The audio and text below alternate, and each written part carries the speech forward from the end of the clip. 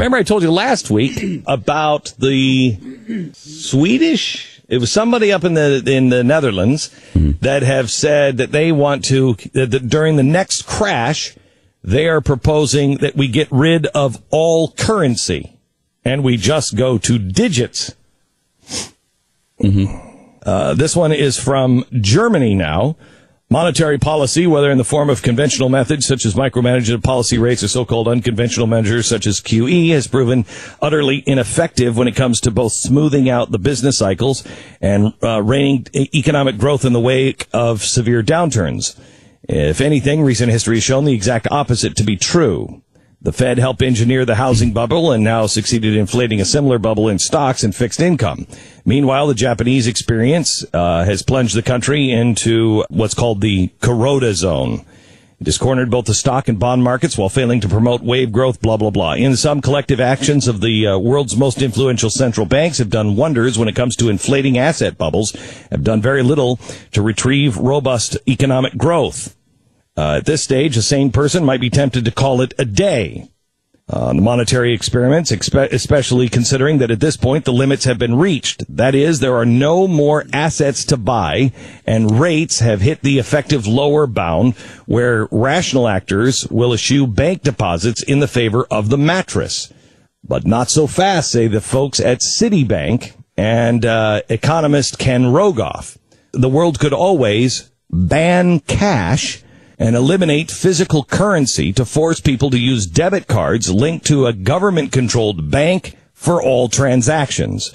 You can effectively central plan everything. Consumers not spending? Not a problem. Tax their excess bank accounts. Economic overheating? Again, no problem. Raise the interest rate paid on account holdings to encourage people to stop spending. So, with Citi, Harvard, and Denmark all on board, we bring you the latest call for the cashless society, this time from a German who's surprised that the Germans are in on this one. Coins and bills are obsolete and only reduce the influence of central banks. This is according to Der Spiegel. This position represents the economy of Peter Bolfinger. The federal government should stand up for the abolition of cash. With today's technological possibilities, coins and notes are in fact an anachronism. 20 years ago you couldn't imagine that. No. But in today's society, it'd be so easy to go cashless. When's the last time you had real money in your pocket? I almost never have Me too. Actual money in my pocket. Now here's another one from the Fed, a secret paper from the Fed that it was advocating a carry tax on all physical cash. So, in other words, you would tax actual physical cash. If you're not willing to spend the money that you have in your bank account, then they will tax your cash in the bank account. I have heard this now from several sources, and I have heard that the next step is the IMF bailing out the central banks. That means the World Bank and the International Monetary Fund become the world's central bank.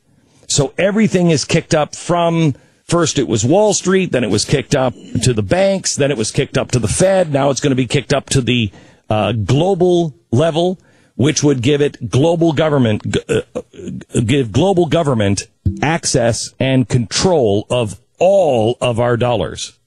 When that happens, I have been told that we are looking, and the people are seriously considering now, a global haircut. So whatever you have in your bank would get a global haircut of anywhere from 10 to 15%, 50%, which is what they did in Cyprus.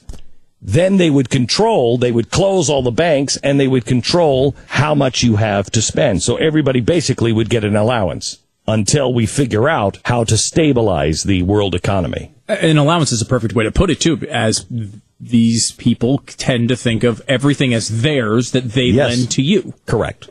You're allowed to use this much of Correct. our money. Correct.